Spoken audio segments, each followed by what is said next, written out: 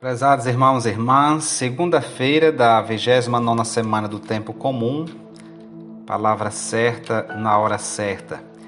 18 de outubro, festa de São Lucas Evangelista. São Lucas nasceu em Antioquia. Ontem, dia 17, rezávamos a memória de Santo Inácio de Antioquia. Santo Inácio preferia ser chamado Teóforo, ou seja, portador de Deus. Foi o segundo sucessor de São Pedro em Antioquia, capital da Síria. Sob o imperador Trajano, foi levado a Roma sob a acusação de ser cristão, para ser lançado às feras. Na viagem sem retorno, preocupou-se em consolidar a fé nas igrejas por onde passava, pregando e exortando a todos que não se afastassem da tradição apostólica. A elas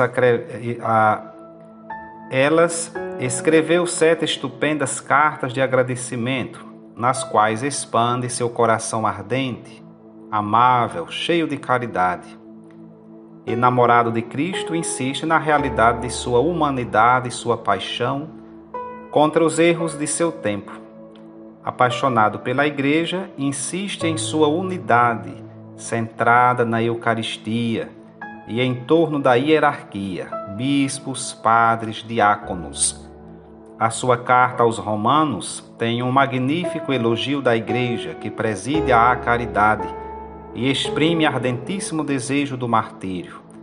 Santo Inácio, com efeito, tem um conceito eucarístico do martírio, visto como prolongamento do sacrifício de amor e obediência de Cristo celebrado na Eucaristia. São Lucas nasceu em Antioquia e exerceu a profissão de médico. Depois da conversão, esteve a serviço de São Paulo. Conferimos Colossenses 4, também Filemão 24. Segundo Timóteo 4, Atos dos Apóstolos 16, e encontrou-se provavelmente a seu lado em seus últimos dias. Segundo Timóteo 4. Sua origem grega, sua procedência do paganismo e a colaboração com a obra apostólica de São Paulo aparecem sob muitos aspectos em toda a ação evangelizadora e nos escritos paulinos. A liturgia da palavra deste dia é própria da festa do evangelista São Lucas. A primeira leitura é da segunda carta de São Paulo a Timóteo, capítulo 4, de 10 a 17a. O salmo é o 144. Ó Senhor, vossos amigos anunciem vosso reino glorioso. E o Santo Evangelho é segundo São Lucas 10, de 1 a 9. Então, São Lucas foi educado no paganismo e exerceu a profissão de médico. Convertido ao cristianismo, tornou-se colaborador de São Paulo, estabelecendo com ele uma grande amizade. Homem culto, São Lucas é o autor do terceiro evangelho e dos Atos dos Apóstolos, sendo também um dos responsáveis pela ação missionária nos primeiros tempos da Igreja. Na leitura, vemos São Paulo manifestando o seu conforto por São Lucas, por Lucas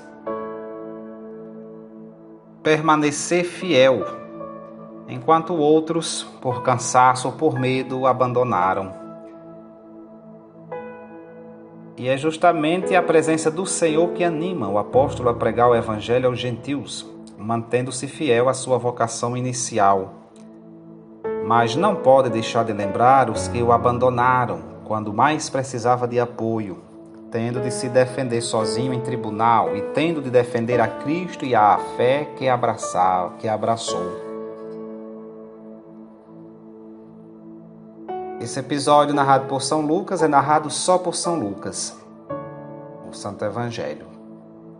Jesus, depois de ter enviado os 12 em missão, envia também estes 72 discípulos. A grande preocupação de São Lucas é justamente a missão. Nos Atos dos Apóstolos, ele registra a missão de São Pedro, de São Paulo, de Santo Estevão, de São Filipe e de outros apóstolos. De fato, a Messia, ou seja, a colheita, ela precisa de muitos trabalhadores. Então é preciso pedi-los a Deus e que os envie. A oração, ela não só prepara, ela é parte integrante da missão. A missão começa na oração e rezar é estar em missão. Como o seu Mestre Senhor, os discípulos deviam e devemos ir em missão. Muitas vezes como cordeiros para o meio de lobos. E o anúncio é sempre o mesmo. O reino de Deus que está próximo.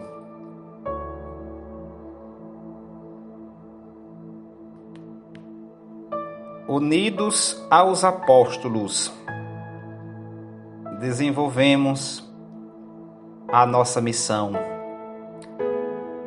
E essa missão ela é desenvolvida com autenticidade, se a desenvolvermos em comunhão com os apóstolos. Ele escolheu outros 72, que é a soma de 12 vezes 6.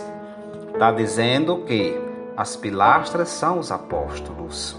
Nós não somos os apóstolos, mas devemos estar em comunhão com os apóstolos, se queremos que seja genuína a mensagem tal qual Jesus pregou e mandou que fosse pregada a todas as nações.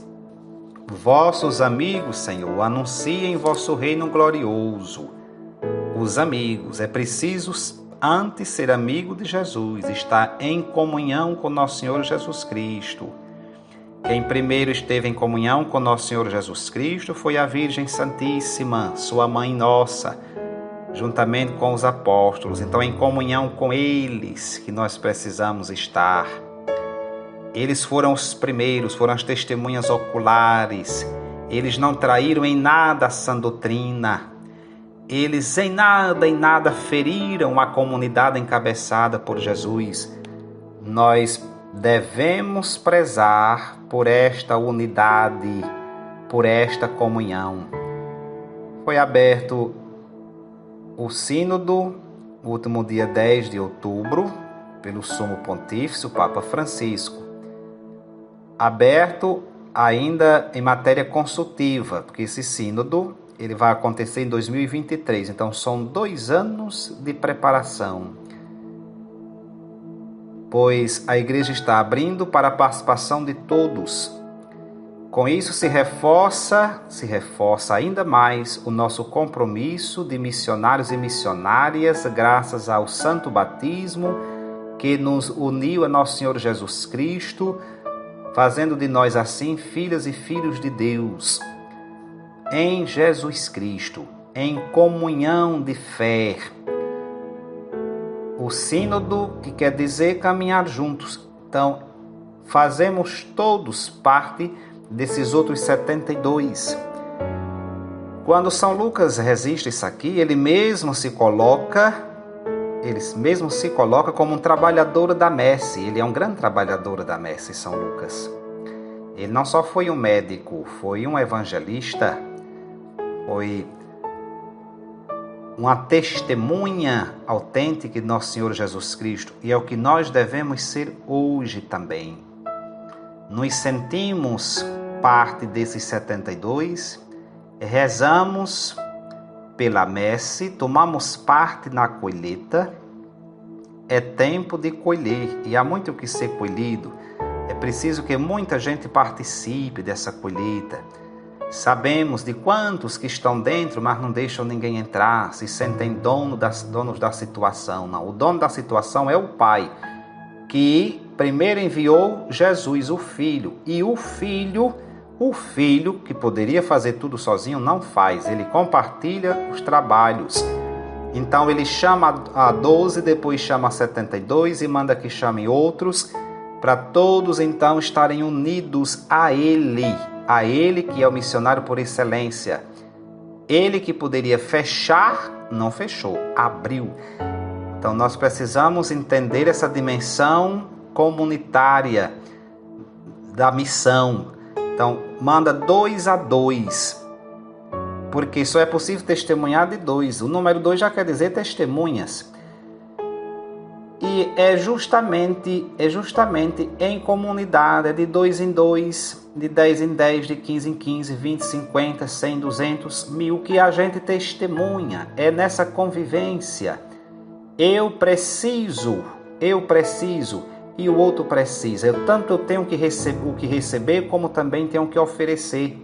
Então a comunidade é o lugar de se viver a fé, de se dar o testemunho.